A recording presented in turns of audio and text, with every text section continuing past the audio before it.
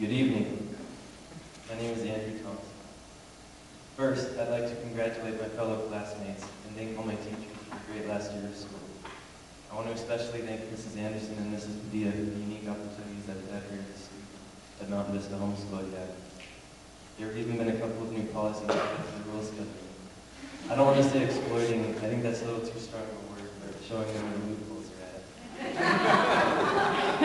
at. It's been a long road getting here. For me, it all started at a kitchen table in California 13 years ago.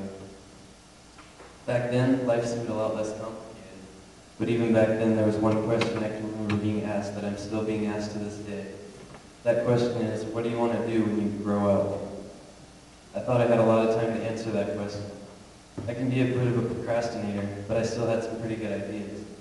I can remember wanting to be a police officer, then a symbologist, later a speechwriter. Feel free to let me know how I'm doing with that one after the ceremony. I thought I'd be a philosopher, a soldier, a rock star. There were always so many choices and so much time to choose. But now high school is coming to a close, and I'm being asked again, what will you do? Now, there isn't a when you grow up on the end of that, because now I'm supposed to be grown up enough to tell you. I grew up in a society where what you do determines a lot about you. In high school, we're grouped by this, the sports we play, the music we listen to, our ethnicities. It seems to me that in the real world, not much changes. Look around you, our neighborhoods are based on what we do. The clothes we wear, the cars we drive, and the company we keep are often directly tied to what we do as far as our vocation is concerned. I grew up in a society where what you do is considered very important. Because what you do determines how much you make, which determines what kind of life you'll have, so they say. But I believe I can do something better, and I believe that all of us can do something better. Do you remember how I said I once wanted to be a police officer? Back then, I did not know about the side of life that they deal with every day. You see, I live in a society that hides the bad side of life. Albert Hubbard once said, "This will never be a civilized country until we expend more money for books than we do for chewing gum." I would tend to agree with Mr. Hubbard, and I'd like to add that I do not believe this will ever be a civilized country until we expend, as individuals, more money and time to help other people than we do for cable television and fast food. So now it's time to answer for myself the question, what will I do?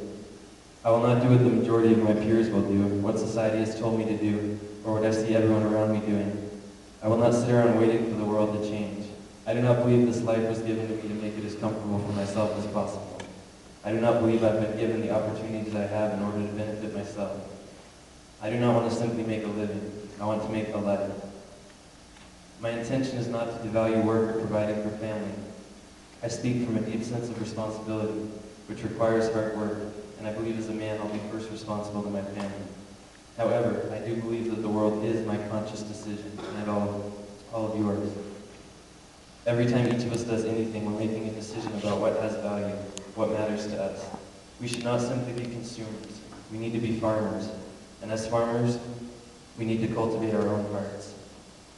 Once our hearts have been tilled to break beyond the surface level of luxurious desire, we can begin to plant seeds of greatness in the fertile soil that we'll find underneath. I won't pretend like I expect this to be easy. There's a price and I expect to pay it, but my comforts are a small sacrifice for me to give life and liberty to those who can't help themselves.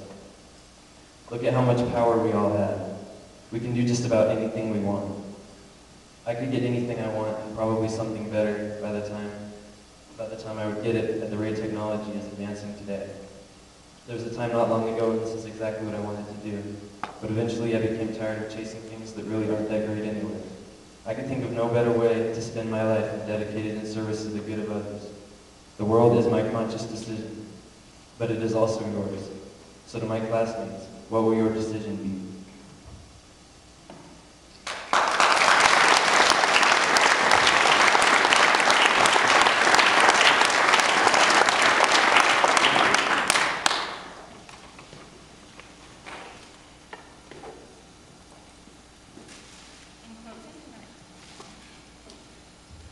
In closing tonight, I would personally like to wish you luck in all your future endeavors. A new part of your life is emerging. With this new beginning, each of you will be making decisions in regards to your future. Each one of you has special talents, and I would encourage you to cultivate those talents in pursuing your dreams. Mrs. Anderson shared with me one of the quotes you were considering for the class vote. Do not worry if you have built castles in the air. They are where they should be. Now put the foundations under them, by Henry David Thoreau. This is perfect advice. Never forget to dream and never lose your desire to achieve. Continue building those castles in the sky because the world is waiting for you to make a difference. Congratulations.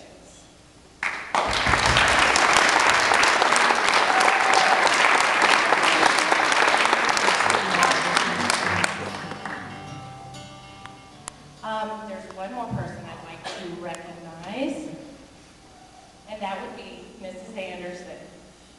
You just spoiled my perfect flow of things. That's what I do best. Mrs. Anderson and I have completely different personalities, but I'm so grateful for everything that she has done. The ceremony, every intricate detail was planned by her, and it wouldn't have been as lovely as it has been without her. So, thank you so much, Mrs. Anderson, and Ms. Morales has something for you. I have this gift from her. Thank you.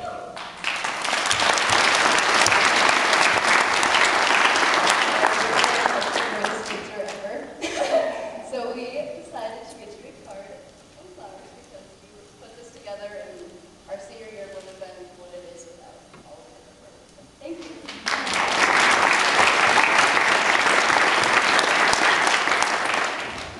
Thank you so much. I'm not going to say anything else because then I will cry, and I've tried really hard not to tonight. But thank you. I'm the one who is indebted to you guys. And I do it because I care, and I know you're going to do great things. Okay?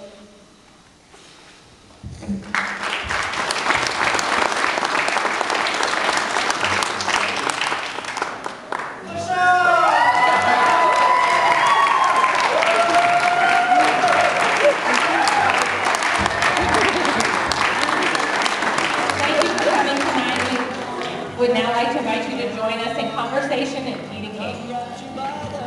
I want to get a picture of him with that cap on him before he takes it off. Oh yeah. I just hope he's not sick.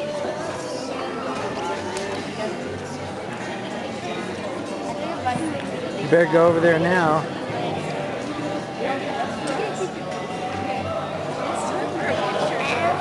With the cap on. With the cap on.